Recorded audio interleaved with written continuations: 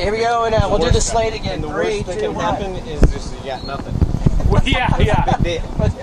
You look really good, though. Even if, All right, we just started this, and already Chimpo is like hitting on Pat Monahan. It's Summerfest 2008, man. How's everybody doing? I guess you can't respond because you're not actually here right now. That is John Chimpo and the man of the hour, Pat Monahan, everybody. How are you?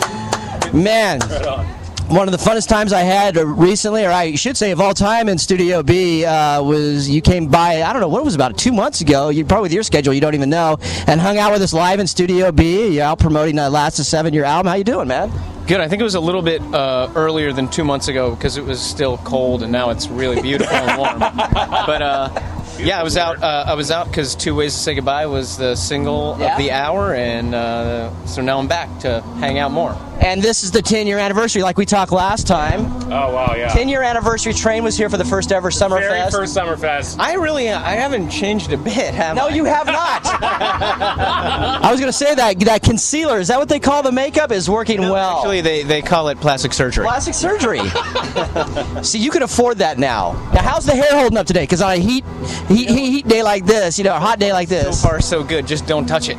Yeah, it looks solid, dude. It's rock and roll. Yeah, I don't know. I don't know what it's gonna do. At this point of the day, everybody's just beat and tired. Are you ready to do this thing today? Oh man, I'm not beat at all. It's just coming to California is always a pleasure. I love every part of California, whether it's south, north, east, west. It doesn't matter to me. So being here is just an honor. And I'm going to do kind of a repeat of last time, but ask you a few of the same questions. First of all, I love the fact that you were thinking, or maybe this was a joke, and I don't even know if I got the answer last time, Oprah's favorite record. You were thinking about calling Last of Seven Oprah's favorite record. Is that true? The biggest mistake I never made. Calling it Oprah's favorite record would have caused a bit of a stir. But, somebody said, hey, what if you call it Oprah's favorite record and nobody cares? Then what? And I was like, oh yeah, that would suck, wouldn't it? So that's why I didn't do it. And one of the things I like to do is be on that internet thing. I'm sure you've heard of it, the World Wide Web. That's what, yeah. And I saw an interview recently where you were on, I guess the show is called Red Eye on Fox, right? Oh yeah, that was a while back. Yeah, and the guy had and I thought of this in the past too, and let me, if you got the same thing. Okay. When singers are talking about women's eyes, and I've thought about this too, code for boobs. Really? So that is what I've always heard. So is that true? When you sing about her eyes, are you really singing about... Her eyes, that's where hope lies. I hope I get to see him. Is that what that means? Actually, the truth is it truly is about her eyes. But, there's nothing wrong with boobs. There's nothing wrong with boobs? That I know of.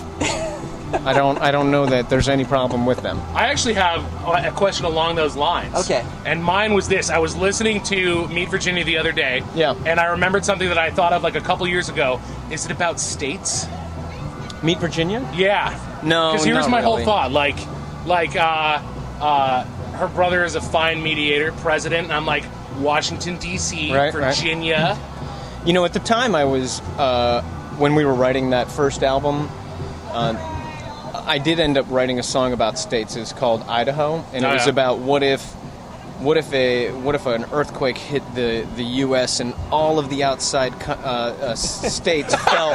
What if they all fell off? Yeah. So I tried to name every single one. Idaho and Nebraska. There are like 35 states that you have to name, or 30 anyway.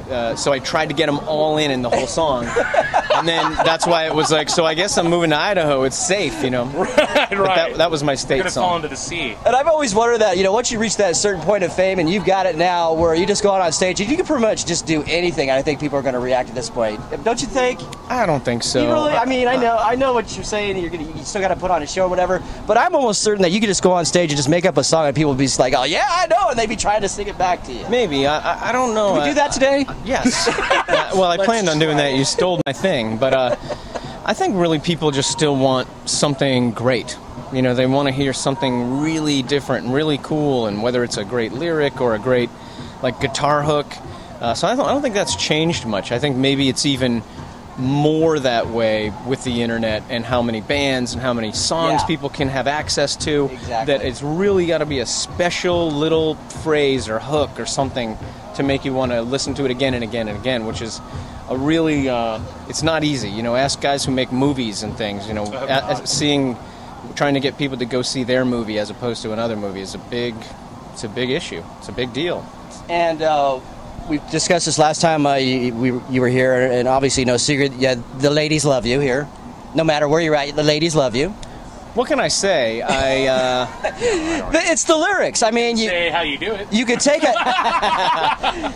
a big oaf like me, and you listen to a song like "Her Eyes" or "Two Ways to Say Goodbye," two great songs off your last CD that we're playing the heck out of on B93.1, and I'm like listening to it. I'm kind of going, I'm feeling that. I understand what he's saying. What is it, you know? And I could never write it, but this is what I always wanted. Exactly. Yeah, exactly. Now, how do you? My song would have been "Her Ass." Yeah. and I get slapped. Well, no, you just get a certain kind of woman that's going to be into that. Okay. All right. The question is, you're so good with lyrics and conjuring up those images in everybody's head. Obviously, the ladies. Are you that good when you're dealing one-on-one with women?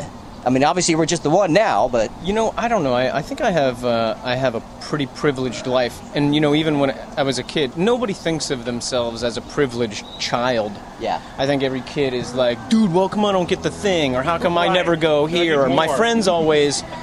But you know, when I was little, I got to be around this woman, my mom, who is really special, and I watched her behave in her life, and that's the way you want to teach your children is by your actions, and everything she did was really genuine and really important to me.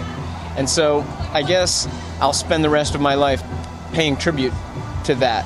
There are a lot of women like that, whether they're your age and you fall in love with them, or women that are mommies or future mommies or whatever. It's not hard to really just be genuine and try to compliment women for who they are and who they aren't. You know.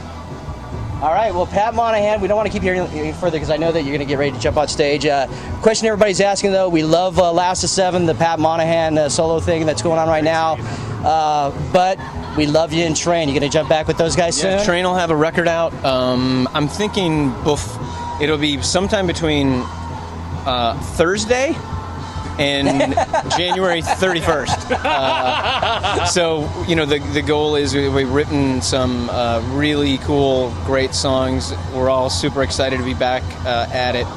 And so I'm going to do a little bit of both. You'll meet my friends Jerry and Luis, who are on stage with me today, and they're really great, talented people. And so we're writing and we're doing some projects.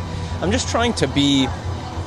You know, I think that I've reached a point in my life where you just try to be the ultimate that you can be, and that sometimes is tough. It's time-consuming. You have family, and you have friends, and business, and all the things that you want to do, but we have this gift of music, and we just want to try to get it out as much as possible. Well, I'll tell you, I already saw your sound check earlier today, and that is like, I was going to say, awesome.